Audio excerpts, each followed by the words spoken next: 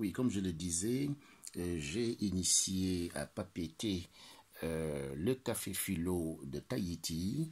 Je suis allé 3 fois à Tahiti en Polynésie française pour des séjours culturels, des vacances studieuses, et j'en ai profité pour initier l'idée d'un café philo, et Marc Sauté est venu entériner le projet.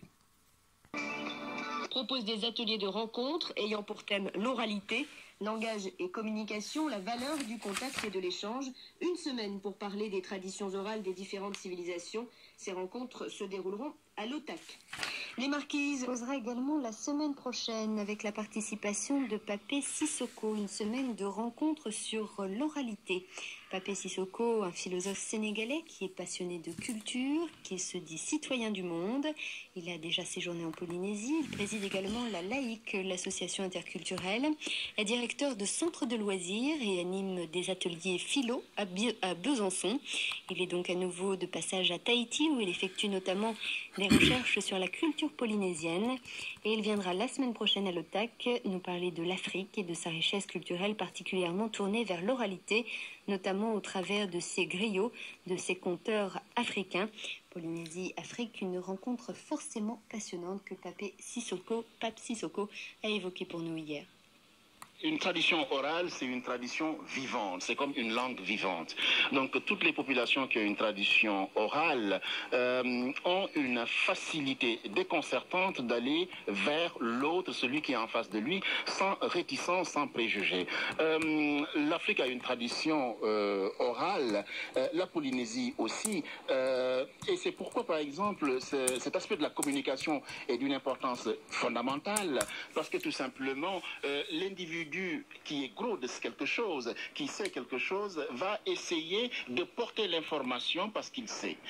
Quand il sent chez l'autre qu'il n'a pas l'information, mais il demande à l'autre est-ce qu'il est disponible, est-ce qu'il veut véritablement entreprendre une conversation avec cette personne-là, et généralement ça se passe sans travers, sans chichi, ça se passe de façon spontanée. On va même dire que c'est comme cet enfant innocent, insouciant, qui va vers l'autre tout simplement pour faire quoi? Pour communiquer avec cette personne, parce que la communication est fondamentale. Un peuple qui ne communique pas, c'est un peuple qui s'étiole. Alors, il y a aussi une tradition de silence. Dans les traditions orales, il y a une tradition de silence. Le silence n'est pas une absence de communication. Silence aussi est un apprentissage de la parole. Et le polynésien est silencieux parce que tout simplement, si on lui pose des questions saugrenues, il ne répond pas. Il est dans son coin. Si on essaye de le chartrer ou on essaye de l'étouffer, il ne répondra pas du tout. Ça ne veut pas dire qu'il n'a rien à dire. Il a quelque chose à dire, mais c'est parce que tout simplement, on lui a demandé, ou dans ma tradition en réalité, c'est quand le moment sonne que je dois parler. Je ne dois pas parler n'importe quand, et il y a des codes de comportement pour parler. Il y a des codes de comportement pour parler, il y a une éducation, il y a un rythme d'éducation pour l'appropriation de la parole. Je pense qu'ici aussi, ce doit être pareil. Il y a des mots à dire, des mots qui ne sont pas à dire. Il y a une indifférence, il y a un silence qui parle, et je pense que ça, à l'occasion de ces rencontres, mes interlocuteurs auront à m'apprendre ça, puisque moi je vais le sortir de toute façon, et je pense que le Polynésien aura la chance ou le privilège de me le confirmer, parce qu'effectivement je suis convaincu que cette analogie entre les populations orales, elle existe bel et bien. Il suffira tout simplement de savoir interroger le Polynésien. Sissoko qui a des choses à dire, vous l'avez entendu, et pour parler de cette tradition de l'oralité, il échangera donc ses connaissances avec plusieurs interlocuteurs, notamment Janine Laguesse, Flora de Vatine, Eméo et Jean-Marc Pambrin.